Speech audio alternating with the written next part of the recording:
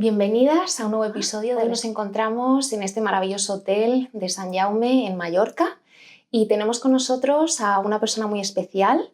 Es Raquel Bermejo, que es fisioterapeuta y osteópata especializada en salud infantil y está aquí para hablarnos de un tema muy importante que es cómo la salud infantil afecta realmente a los niños y afecta también al bienestar materno.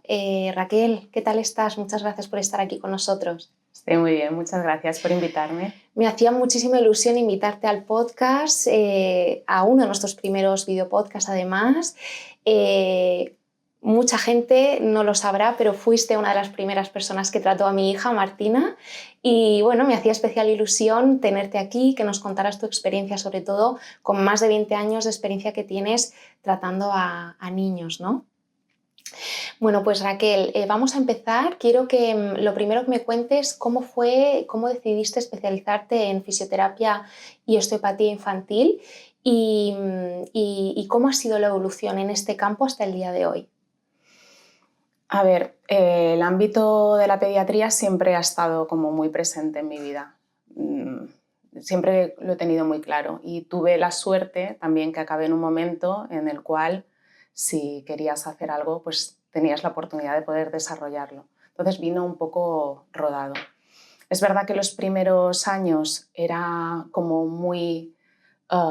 mi formación era como muy teórica y luego implementarla tal cual me lo estaban enseñando, pero realmente el giro fuerte viene cuando soy madre. ¡Wow! A ver, Claro, esto aquí abrimos melón. claro. Entonces yo en el año 2000 acabo la carrera y es verdad que la carrera en aquel momento en España, toda la parte de pediatría se hablaba muy poquito, había muy poquito, entonces toda mi formación tuvo que venir luego. Entonces esto es muy de fisio, empecé a hacer como mucha formación, sobre todo en el ámbito de la neuropediatría y bueno, tuve la suerte de empezar a trabajar en un centro como funcionaria que es del Goen Balear y nada, trabajaba con lo que me iba formando, pero en el año 2007 pues soy madre por primera vez y justo cuando me incorporo de esa primera baja maternal de mi hijo Víctor, me doy cuenta de que todo lo que estaba haciendo en consulta con las familias, sobre todo mi abordaje que era muy dirigido pues, al bebé, solo al bebé, y yo pensaba que la figura más importante dentro de la rehabilitación con el ego del fisio bien implantado era yo, me di cuenta de que la parte más importante de ese bebé era todo el núcleo familiar. Entonces, claro, ahí me zarandeó totalmente todos mis cimientos y toda mi formación continuó en la misma línea, pero muy enfocada ya no en el fisio bebé, sino fisio familia. ¿Qué impacto tiene la fisioterapia y la osteopatía realmente en la salud del bebé? Porque una de las cosas, por ejemplo, yo cuando fui madre me decían, ¿y por qué llevas a tu hija a una fisioterapeuta? ¿Le pasa algo? Y yo, no le pasa nada. ¿Qué ocurre? ¿Cómo influye realmente esto en un bebé? ¿Por qué hay tanto desconocimiento de esto? Bueno, a ver, yo creo que hay dos cosas que hay que separar. La figura del fisioterapeuta a nivel del ámbito pediátrico ha estado presente desde hace muchos años y de hecho hay muchísima publicación y muchísima ya evidencia desde el siglo pasado, pero desde el ámbito de la neuropediatría.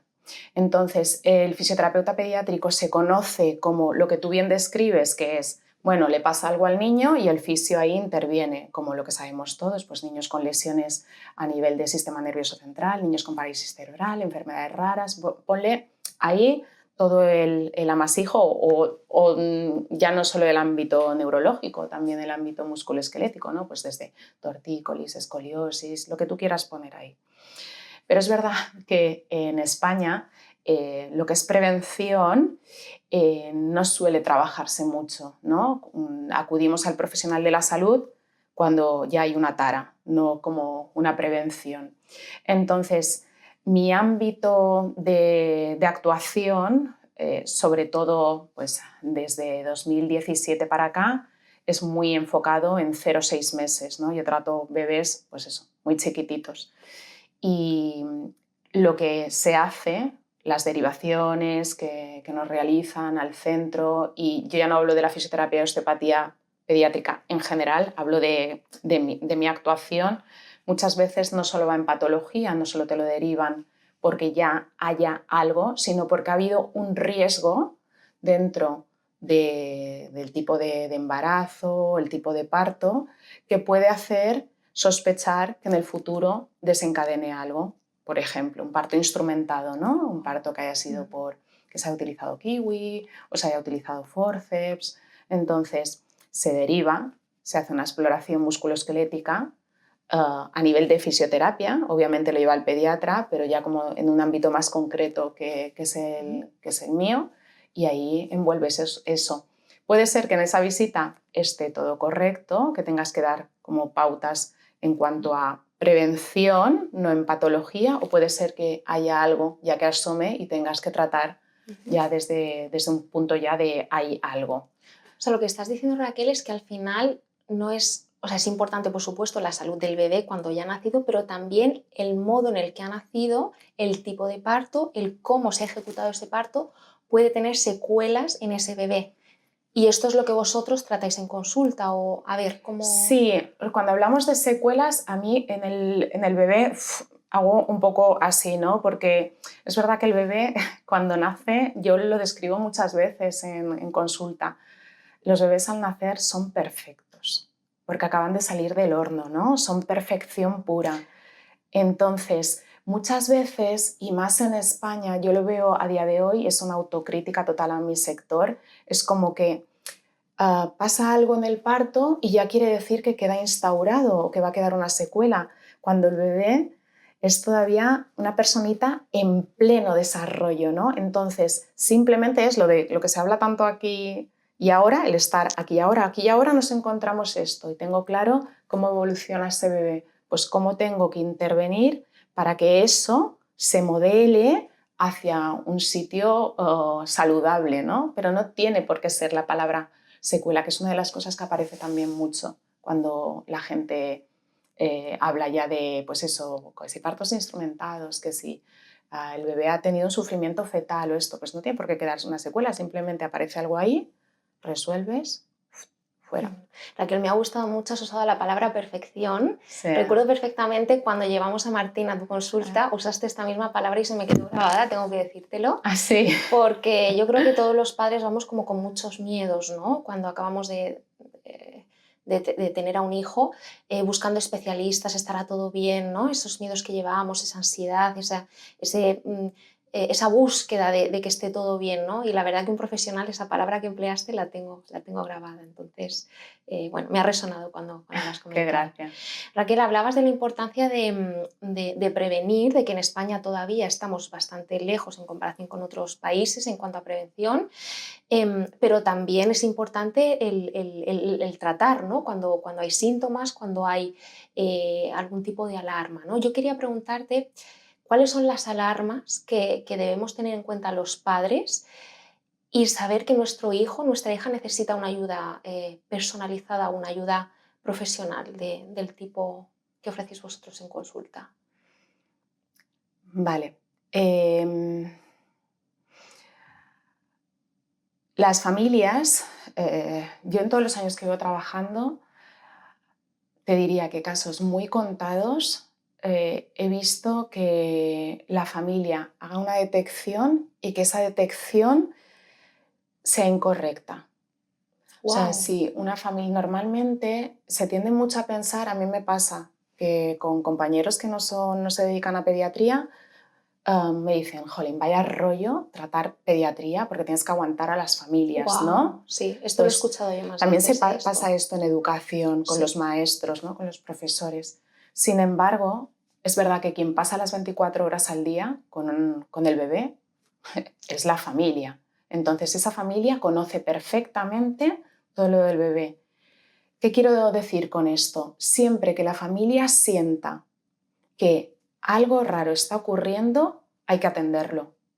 Porque puede ser que no pase nada y simplemente hay un patrón que han visto las familias que lo contemplas, está todo ok, haces que la familia se tranquilice y fuera. Pero puede ser que esté pasando algo, porque el bebé al final no te puede hablar. Claro. Entonces, quien habla por el bebé es la familia, ¿no? Eso por una parte. Entonces, siempre que las familias sientan que pasa algo, hay que atenderlo. O sea, hay una parte muy importante del instinto, ¿no? Sí, hay una parte instintiva, pero no es tanto instinto. O sea, por ejemplo, a lo mejor viene una familia y tiene 4 meses el bebé y te dice, Raquel, te pido visita porque es que no controla la cabeza. O sea, no tiene sostén cefálico y sabemos que a los 3 meses tiene que tenerlo, ¿no? Y coincide que por lo que sea no se ha hecho una detección adecuada. Entonces, eso no es instintivo, eso es, estoy viendo que mi hijo no controla la cabeza, ¿vale? Hay otra parte que sí que lo es, hay una parte instintiva. O sea, nos encontramos en una sociedad que es verdad que cada vez el instinto está más bajito porque tenemos muchísima información. Hay demasiada. Sí, demasiadas fuentes y muy diversas, ¿no? Entonces, al final esa cantidad de información inhibe lo que tú realmente tienes delante, ¿no? O sea, es como que todos los bebés tienen que hacer esto, esto, esto y esto. Es como decirte a ti, tú cuando te levantas tienes que hacer esto, esto, esto, claro. Tienes que sonreír por la mañana, tienes que desayunar esto y a lo mejor no sonríes hasta que algo no te hace gracia. Y los padres seguimos estas pautas con la mejor intención, creyendo que realmente es lo mejor para nuestros hijos, y es verdad que a veces ese instinto se queda ahí como escondido, ¿no? Sí, tienes que confiar también un poco en lo que tienes delante, ¿no? Entonces, por una parte, es verdad que hay una parte instintiva que si tu bebé sientes que está bien, pues muy probablemente está bien, pero tienes al profesional al que vas periódicamente, el pediatra, que te va a supervisar todo eso, pero puede ser que haya alguna cosa que salga y que lo detecte la familia. Y por otra parte, pues hay un montón de signos de alarma que están descritos, que no daría para el podcast, pero hay un montón de signos descritos, pues como el que te he comentado, ¿no? El que a los 3 meses no haya un control de la cabecita del bebé, el que no se desarrolle la sonrisa social cuando toca. Me voy más adelante, que el bebé tenga 12 meses y que no haya desplazamiento o que no se aguante sentado. Entonces, todos esos signos de alarma, la mayor parte de comunidades autónomas las tienen descritas en sus cartillas de salud. Aquí en las Baleares lo tenéis descrito. Y eso es importante ir chequeándolo. De la misma manera que es importante, sin volverse loco... Sin obsesionarnos, te iba a decir. Exactamente. El crear un diario con esos ítems de mi bebé ha conseguido aguantar la cabeza, pues eso, a los 2 meses y medio. E hizo la carcajada también a los 2 meses y medio, me invento. Y así creas un diario de hitos. Te sorprendería la cantidad de familias que vienen a consulta y te vienen con 11 o 12 meses y preguntas, ¿cuándo sostuvo la cabeza? Y dicen, ostras, Raquel, no me acuerdo. Y es normal que no se acuerden porque cada cosa que realiza el bebé es más grande que la anterior. Nos parece que cuando sonríen, ¡ah, me has sonreído! Pero de repente hace la carcajada, ¡wow, me has hecho la carcajada! Claro. Y se te olvida cuando la ha adquirido. Y luego, eso por una parte, y luego matizo una cosa, y es verdad que en España la prevención muchas veces brilla por su ausencia.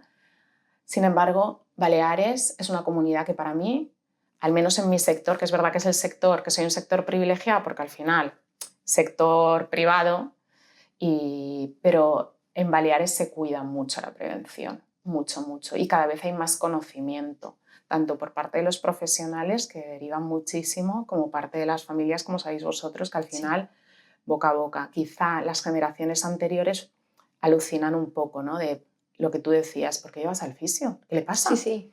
Cuando claro, en realidad es una prevención, igual que tú puedes ir al ginecólogo a hacerte tus revisiones. Raquel, yo quería preguntarte, en el caso de que haya este tipo de desafíos, ¿no? De los que hablabas, pues no aguanta bien la cabecita, o bueno, hay muchísimos que no nos daría para comentarlos. Esto al final genera un sufrimiento a las familias, antes lo has comentado, ¿no? Y en especial a las madres, a los padres también, pero es verdad que hay un sufrimiento, una ansiedad, mi hijo estará bien, no va a estar bien. ¿Cómo lidias tú con esto en consulta? Porque tiene que ser muy complicado. A ver, para mí lo más importante en mi vida, y te lo digo con la boca bien amplia y el corazón súper abierto, para mí lo más importante en mi vida son mis hijos. Y creo que tú como madre estarás de acuerdo conmigo. Totalmente de acuerdo. Estamos acostumbrados a controlar absolutamente todo. Y el no controlar cuando aparece algo en un hijo, tanto en la parte física, en la parte cognitiva, con la parte emocional, ¡fua!, nos revuelve enteras porque pierdes el control y sobre todo porque crea un estado de incertidumbre. Y la incertidumbre te roba la tranquilidad y hace que todo tu entorno se vea zarandeado, ¿no? Entonces, ¿qué ocurre en consulta? Yendo a la pregunta directamente. Como las familias reciben tanta información y cuando aparece algo empiezan a buscar, yo lo que hago con las familias es centrarnos en qué tenemos aquí, qué tenemos ahora, qué podemos hacer. Y en esto necesito que me ayudes, porque vamos a hacer esto, esto y esto, vamos a conseguir esto y cuando hayamos conseguido esto, siguiente ítem, ¿vale? Y es una manera de tenerlos ahí en el foco. Aunque venga un diagnóstico demoledor, porque en todos estos años pues existen. Es una realidad. Sí, la pediatría es así, es mimito y te pega un zambombazo con casos. Esta semana hemos tenido 2 que nos han revuelto en el centro totalmente. Y en ese tipo de casos pues haces eso. O sea, acompañas, estamos aquí, lo que necesitéis, pero necesito que ahora trabajemos esto, ponete el foco en esto a nivel de fisio. Y suele funcionar. Claro, estás hablando de que suele funcionar en el sentido de que los padres al final siguen los consejos que les vais dando, pero claro, ¿cómo pueden colaborar realmente? Yo entiendo que estando tranquilos y siguiendo con los ejercicios que en esos momentos les mandáis, las recomendaciones, ¿cómo afecta la calma y la tranquilidad en estos casos? ¿Cómo crees que realmente afecta el que los padres estén tranquilos para la evolución correcta de este bebé? Yo ahí tengo una visión un pelín Raquel. Venga, a ver, ¿vale? Cuéntame. Lo de la culpa Wow. está muy arraigada en nuestra sociedad. Da igual en qué religión estés tú establecido o que no estés en ninguna religión, pero la culpa está en nuestra sociedad y la mujer la tiene mucho.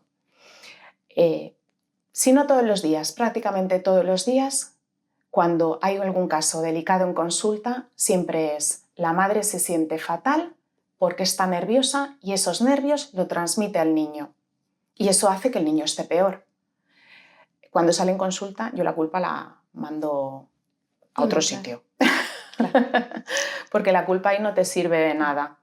Y lógicamente el estar tranquilo va a hacer que tu mente esté tranquilo. Pero si tienes un problema, vas a estar nervioso.